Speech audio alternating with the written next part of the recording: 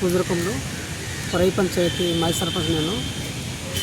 మనకి వర్షాకాలంలో జామగూడ బ్రిడ్జి అనేది గత ప్రభుత్వము వైసీపీ ప్రభుత్వంలో ప్రారంభించి అప్పట్లో కొన్ని స్థాపన చేసి వదిలేశారండి. చాలా బాధాకరం విషయము. దాదాపు 2 పంచాయతీలు ఆనుకొని ఒరిస్సా బోర్డర్లో ఆనుకుని ఉంది. దాదాపు 30-40 గ్రామాలు ఉన్నాయి. గ్రామాల్లో ఏదైనా కూరగాయలు తీసుకురావాలన్నా ఏదైనా అంబులెన్స్ వెళ్ళాలన్నా చాలా ఇబ్బందికరంగా ఉంది. ప్రభుత్వం కూడా స్పందించి దయచేసి 2 కోట్లు శాంక్షన్ అయిందన్నారు. ఇప్పటిదాకా ఇంకా ప్రారంభించలేదు. దయచేసి ఇప్పటికైనా ప్రభుత్వం దృష్టికి తీసుకెళ్ళమన్నాడు. పీజీఎస్ పెట్టాము.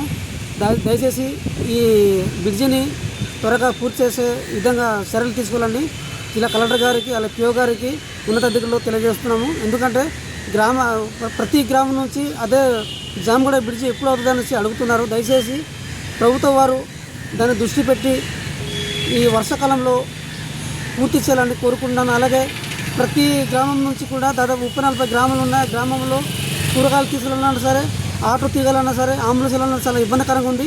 ఈ వర్షాకాలంలో చాలా ఇబ్బందిగా ఉంది. దయచేసి ప్రభుత్వం వారు దీనికి దృష్టి పెట్టి పూర్తి చేయాలని కోరుకుంటాను. మాజీ ఎంపీటీసీ ఈ రోడ్ విషయంలో చాలామందికి మరి మీడియా వాళ్ళకి తర్వాత విలేకరులకి అందరికీ నెలకి కనీసం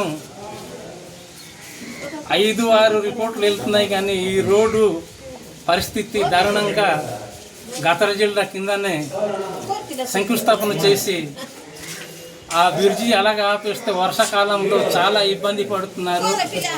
ఇక ఇది చెప్పుకోవడానికి చాలా సిగ్గులాగా ఉంది.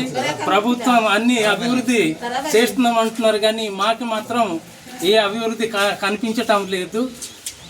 వర్షం పడితే అరకు నుండి ఇటు మన్యం జిల్లా సాలూరు, ఒరిస్సా కోరాపుట్ డిస్టిక్, అలాగే మరి కోరాపుట్ డిస్టిక్ ఒరిస్సా నుండి చాలా వరకు కనీసం రహదారి ఇది చాలా నడుస్తున్నాయి.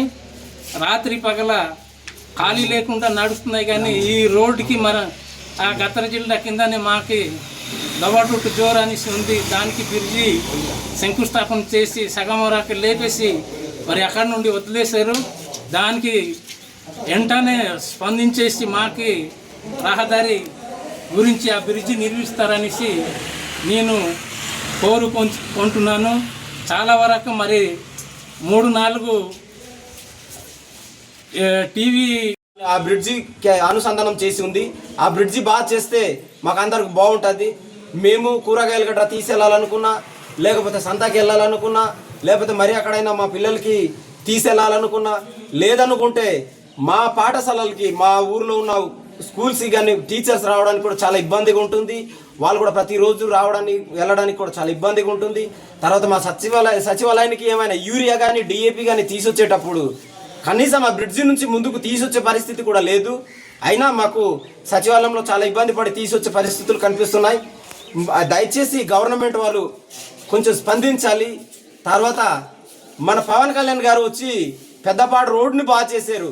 మరి మా అరకు రోడ్ని, మా కొరాయి రోడ్ని బాగా చేయలేదు. చాలా చాలా చాలా బాధపడుతున్నాం సార్ మేము.